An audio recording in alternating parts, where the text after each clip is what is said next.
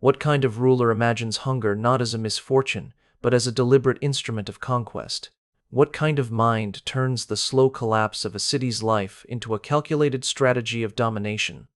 Genghis Khan, remembered as the Great Khan of the Mongols, perfected a method of siege warfare that did not rely on constant battle or overwhelming force, but on isolation so complete that survival itself became impossible.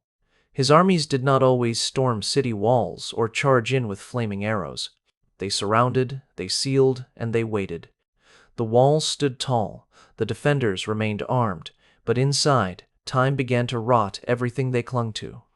Food stores dwindled, grain turned sour, and animals disappeared one by one, leaving only silence in the streets. Days stretched into weeks, then into months, until hunger reshaped the faces of the living and blurred the boundary between life and death. During the invasion of the Khwarezmian Empire in 1219, when Genghis Khan encircled the city of Nishapur, there was no need for dramatic siege engines or prolonged assaults. Wells were contaminated, trading routes were severed, and every possible exit was methodically blocked. Mongol strategists were trained to calculate how long a city could endure without supply.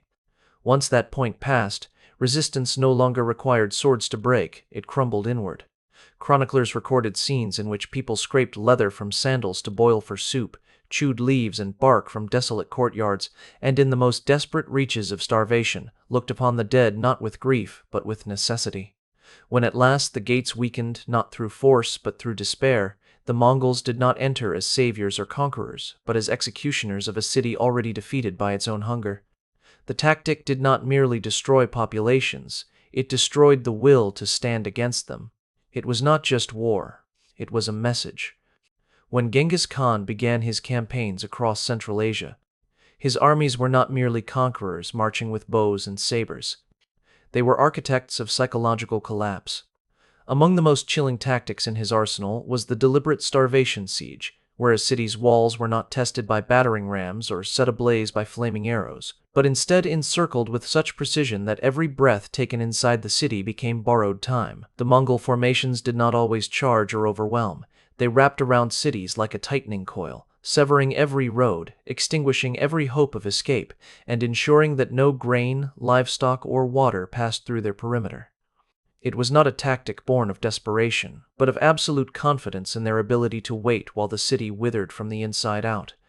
During the siege of Nishapur in 1219, the Mongols displayed this strategy with almost ritualistic precision.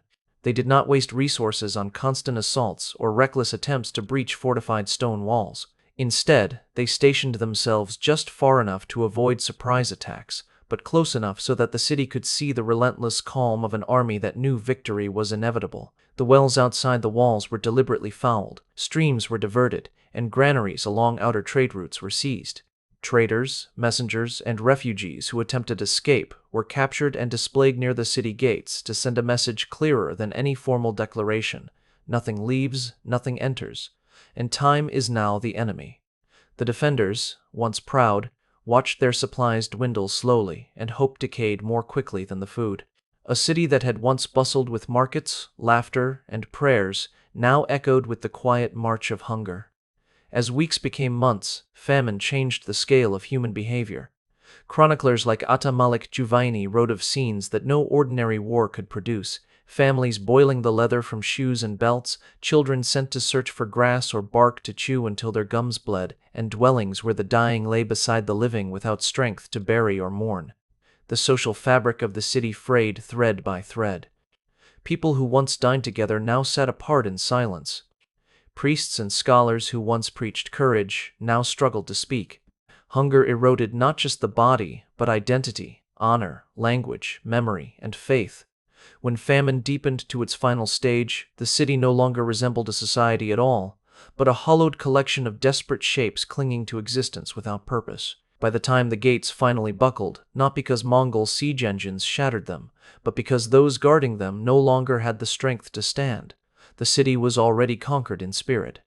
The Mongols did not need to kill to win. Starvation had done their work. Those who stumbled out were not enemies, but remnants of what once had been human. The massacre that followed was not a battle, but a conclusion. The siege starvation method was more than a strategy. It was a demonstration of how power can destroy without ever striking. Genghis Khan understood that sometimes the greatest weapon is not steel, but the slow, inevitable collapse of hope itself. In the wake of every Mongol victory, when the walls had fallen and the defenders had either starved, surrendered, or been cut down, there followed a phase of conquest that did not involve armies clashing or flames rising from rooftops, but instead the systematic division of human lives. Among the most vulnerable were the captured women, whose destinies were sealed not by their own choices, but by the rank and merit of the men who claimed them. For the Mongol expansion was not only about territory and the submission of cities, it was equally concerned with the assimilation and exploitation of populations. Women, in particular, became one of the most tangible symbols of domination. Their bodies, identities, and roles were redefined in the aftermath of every conquest. After the fall of Bukhara in 1220, chroniclers describe how thousands of women and girls were separated from their families and gathered into makeshift holding camps outside the smoldering city. The Mongol commanders oversaw these selections with the same calculated efficiency they applied to battlefield logistics. Those of noble birth or striking beauty were reserved for high-ranking generals, or even for the Khan himself.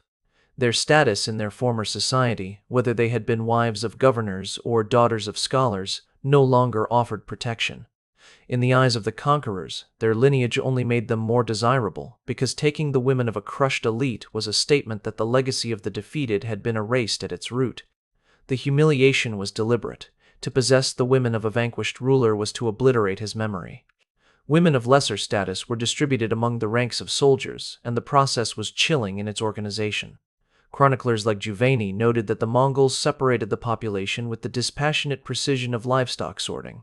Men on one side, women on the other, children pulled away, families torn apart with force so sudden and absolute that grief had no time to form into tears. The scene repeated across Central Asia, Persia, and beyond. Women lined in groups, ranked by age, strength, and appearance. Those deemed suitable for marriage or concubinage were assigned as rewards to warriors who had distinguished themselves in battle. The rest were forced into labor carrying supplies, working in camps or traveling the breadth of the empire as part of caravans where they knew neither familiarity nor safety. For many, the loss of identity was the final and most excruciating wound. Names were replaced, languages forgotten, histories erased. A noblewoman from Khwarazm might find herself in a Mongol camp on the steppe, her title forgotten, her past silenced. A merchant's daughter from Samarkand could be sold off in a distant market in northern China where no one knew her origin. In each case, the principle remained the same. Conquest was not complete until the individuality of the conquered had been redefined to serve the conqueror. The suffering of these women was not incidental. It was structural, embedded in the very machinery that powered the Mongol war machine. Genghis Khan's empire expanded not only through the collapse of fortresses, but through the quiet, devastating absorption of human lives. The fate of the captured women stands as one of the darkest legacies of an empire that measured victory, not just in land gained, but in the lives reshaped under its rule. Among the many calculated strategies that defined Mongol warfare, none revealed the empire's ruthless pragmatism more starkly than the systematic use of human shields. This was not a tactic born from desperation or momentary opportunity, but one that was woven directly into the fabric of their military doctrine. When Genghis Khan's armies approached a fortified city, they understood that the defenders would fight hardest at the beginning, when courage was still unbroken and supplies were still adequate. To blunt that initial wave of resistance, the Mongols conscripted the conquered themselves, forcing them to march ahead of the Mongol vanguard, not as allies or auxiliaries, but as expendable barriers to absorb the arrows, the stones, and the desperation of the besieged.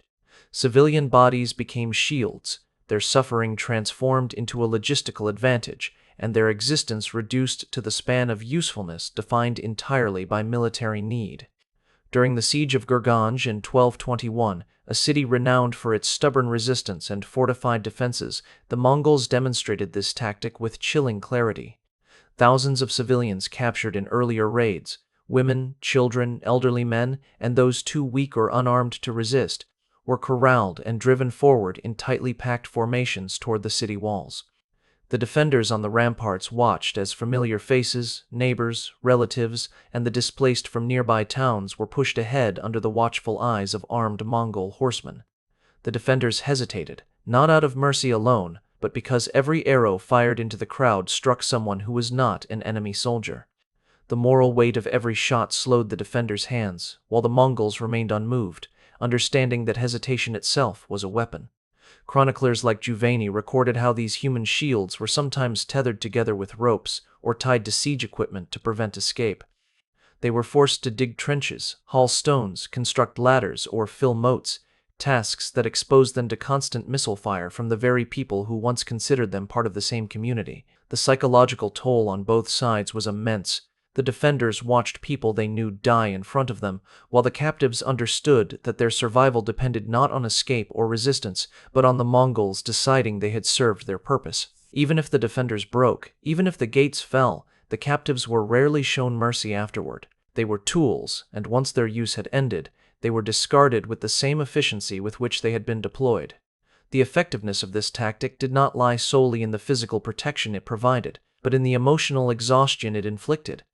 Cities surrendered not simply because their walls were breached or because their soldiers were defeated, but because their spirit was eroded by the sight of helpless people being sacrificed as instruments of war.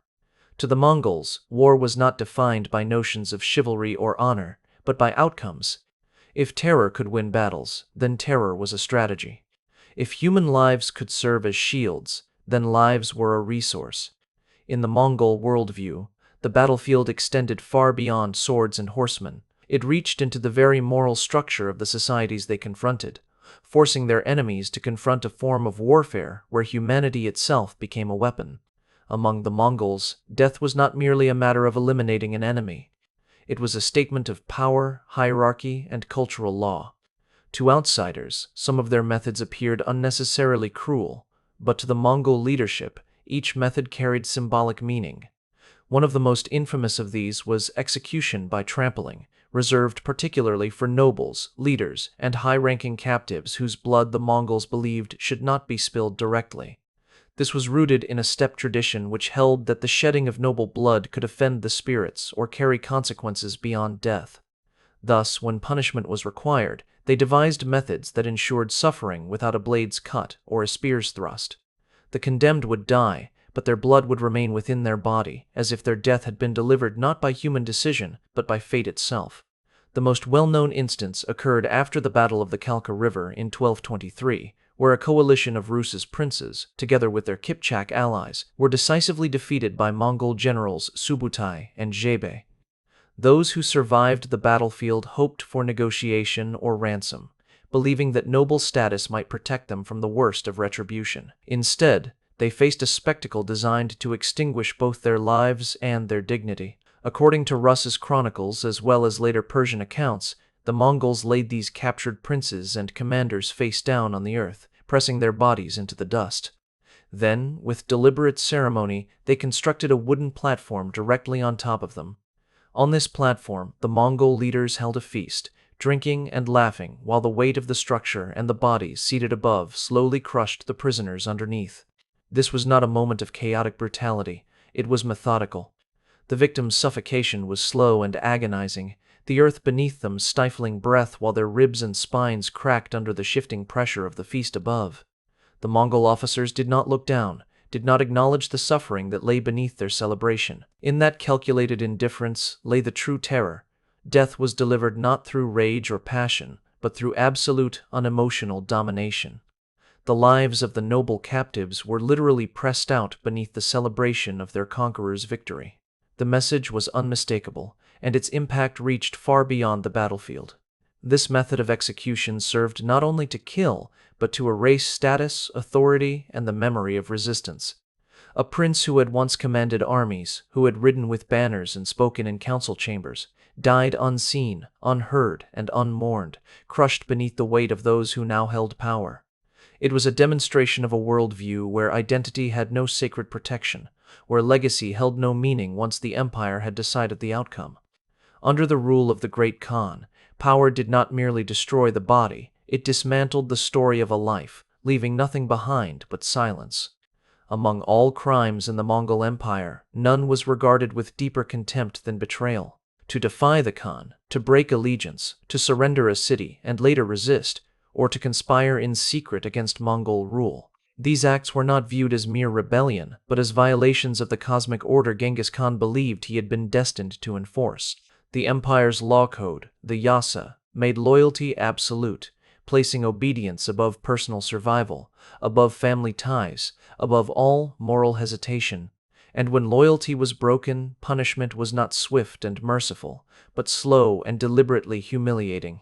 One of the most feared forms of execution was to be bound behind a galloping horse and dragged across the earth until the body could no longer endure the violence of motion. This method was not used casually, nor in the heat of battle.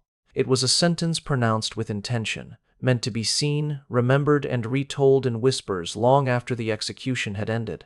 When a governor surrendered a city to the Mongols and later attempted rebellion, or when a spy was discovered undermining Mongol rule from within, the punishment was carried out publicly. The condemned would first have his arms bound tightly behind him, often to the point where the joints strained or dislocated. Ropes were tied not just to the wrists, but sometimes around the chest or ankles, ensuring that the body had no ability to shield itself or break the motion. The horse, usually a trained steppe stallion, was prepared to run at command. When the order was given, the rider spurred the horse forward, and the condemned was dragged across sand, stone, dirt, or frozen ground, whatever terrain lay beneath. There was no mercy in the surface chosen. The body struck earth again and again, skin tearing away, bones fracturing under repetitive impact. The breath forced from the lungs not by strangulation, but by continuous collision with the unyielding ground. Death could come within minutes if the terrain was jagged, or it could take longer on flat plains where consciousness faded only after the body had been reduced to torn flesh and shattered bone. The Mongols did not need to intervene. The earth became the executioner. This form of death was designed not simply to destroy the traitor, but to erase any possibility of valor or dignity in their final moments. Unlike death in battle, where a warrior could fall with pride, or execution by blade, which could be quick and ceremonial, dragging ensured that the condemned left no heroic memory behind. There was no defiance, no final speech, no recognition of identity. The victim's body was left broken in the open, displayed outside the city gates or along roads where others could see and understand the lesson. Loyalty was not optional, and betrayal would not be forgiven by negotiation or remorse. It would be answered in a manner that stripped the traitor not only of life, but of any legacy. In the Mongol world, power was not proven only by conquering enemies.